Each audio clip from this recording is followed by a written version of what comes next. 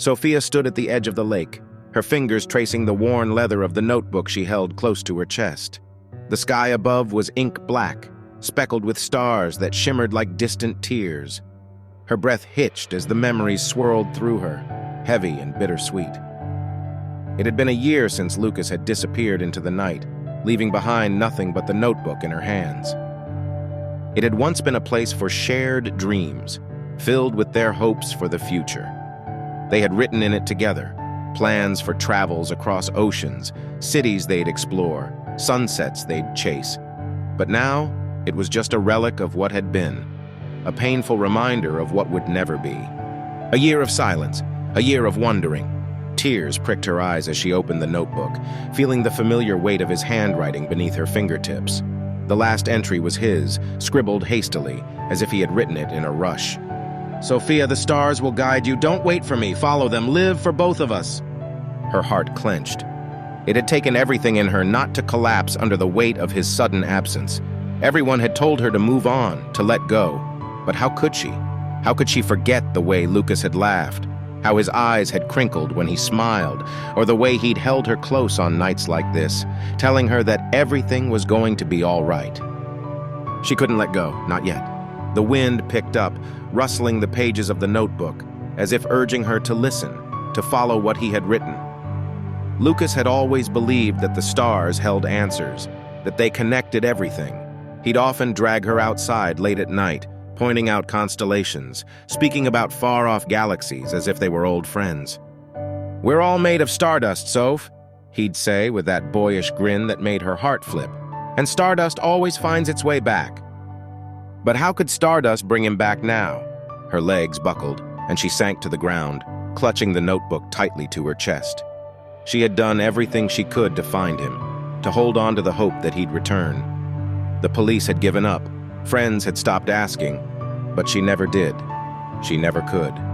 The grief of losing him was a storm she couldn't outrun, and tonight it threatened to drown her.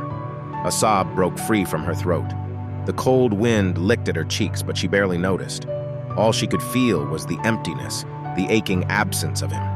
As she looked up at the stars through blurred tears, a flicker of anger surged through her. How dare he ask her to live for both of them? How could she carry the weight of his dreams too? It wasn't fair. It wasn't fair at all. But the anger quickly faded, replaced by the deep, aching love she still held for him. She'd never loved anyone like she loved Lucas, and she knew she never would again. He was her soulmate, the one who understood her in ways no one else ever could. Suddenly, the stars above seemed to blur and shift, and a strange sense of calm washed over her. She blinked, and there in the sky she saw a familiar pattern, a constellation Lucas had shown her once. It was faint, barely visible, but it was there. The one he called the Wanderer. Her heart skipped a beat. Was it a sign? Sophia rose slowly to her feet, wiping away her tears. For the first time in a long while, she felt something stir inside her. Something that wasn't pain or sadness. It was hope, fragile, trembling, but real. Maybe Lucas was right.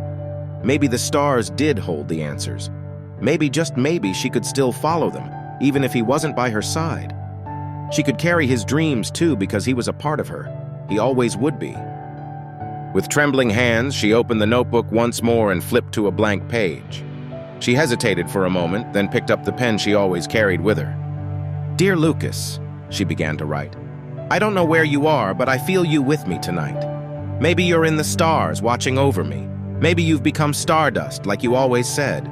Wherever you are, I'll follow the path we dreamed of. I'll live for both of us, just like you asked. But know this, I'll never stop looking for you, never stop hoping. I'll never stop loving you." She paused, her breath catching in her throat, and then added one final line. "And one day when the time is right, I'll find you again, I promise." With that, she closed the notebook and looked up at the sky once more.